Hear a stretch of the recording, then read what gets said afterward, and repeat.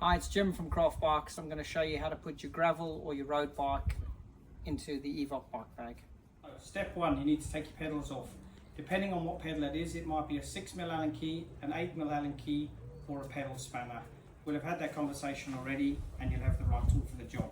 On this bike, you're going to stick the 8mm Allen key into the pedal. You're going to come round, turn the handlebar slightly, pull at least one of the brakes on, put your foot on the pedal and pull the Allen key towards the bike. Step two, you're going to take your wheels off. Again, on our bikes, it's a standard size Allen key, it's a 6mm. But if you've got a different bike, then it's going to be a different size Allen key. Easy enough, 6mm Allen key into the axle, just loosen it off. First thing you're going to do is put the axle back in the bike, either in the fork or in the rear end, because these left on the floor get lost. Okay, so loosely snug the axle, don't over tighten it because there's no hub in there and you'll damage the fork. Step two continued, rear axle. If you've got a SRAM mech, you're going to need to put it in the cage in the unlock position so that you can get the wheel out.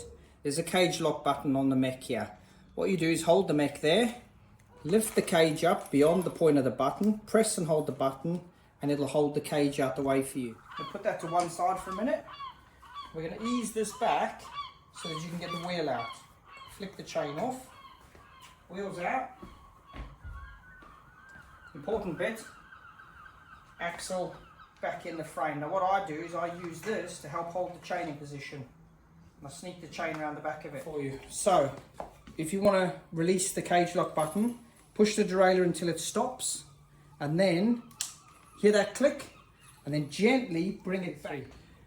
Don't forget to put pad spacers into your calipers to stop your pads coming out when you're packing your bike away. Next step, you need to take the rotors off your wheels. If you've got a 6-bolt rotor, then you use an Allen key or a Torx head. In this case, it's a center lock, so you use a center lock spanner. Right, little trick here. Stop the wheel moving. Put your feet either side on, roughly halfway. Don't try and turn from here because you just won't have the leverage strength. Now, keep pressure on this bit with this hand. Push this way whilst pushing this down. If you don't, so next step, you're going to need to undo the face plate on your stem, undo the 4 stem bolts so you can remove the handlebars. Okay, so you've got your bars out of your stem. Now you've got to work out the Rubik's Cube of trying to get them which side. Depending on the length of these hoses, you might find it easier to go around this side of the frame. You might find it easier to go around this side of the frame. What's complicating here, and we've got to improvise, is the tri-bar. Normally you just have a drop bar with no pad and no tri-bar. This round, and we're going to find, you can see it doesn't really want to go that way, so let's find the way it wants to naturally go round, and that there is a pretty good position for the hoses and for the bars. The only thing you're going to have is going to damage the fork, so you've got to put some bubble wrap on here. So we've pretty much got the bike where we want it. We just got to loosen the saddle, the seat post collar, just to get the saddle down so it'll go inside the frame. Next step, you're going to put the bike into the bike bag.